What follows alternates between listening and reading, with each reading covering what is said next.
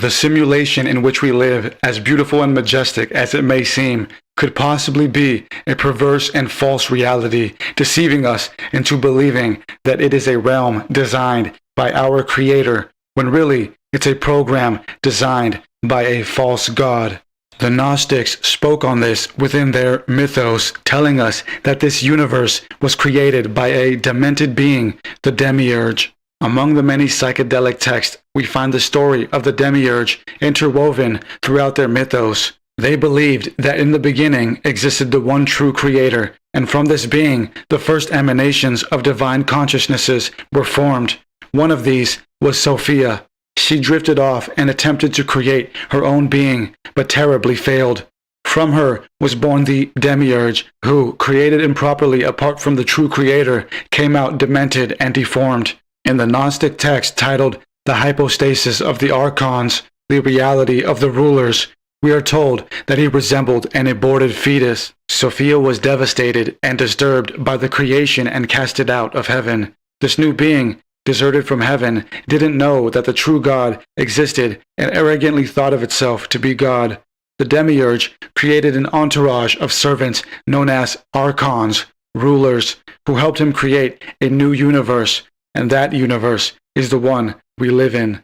The Gnostic worldview was a blend of Greek philosophy and the Judeo-Christian teachings. As I presented earlier, Plato believed our world was a shadow of the real world, or essence of all things. The New Testament frequently refers to this earth as the domain of Satan, as in the case when Jesus is meditating in the desert and Satan offers him the whole world, which Jesus denies. In John 5:19, we are told, "We know that we are God's children and that the whole world lies under the power of the evil one." Many religions and belief systems see the physical world as being a deceptive trap which keeps the soul imprisoned in the defiled state of matter. In A.C. Bhaktivedanta's book on reincarnation, Coming Back, we are told that reincarnation is not a system of belief that is meant to be glorified, but a vicious cycle that keeps the soul trapped, which we are meant to break, as he states. Therefore, the duty of a human being is to search out such a spiritual master, for under his guidance one can become free from the cycle of reincarnation and return to his original home in the spiritual world.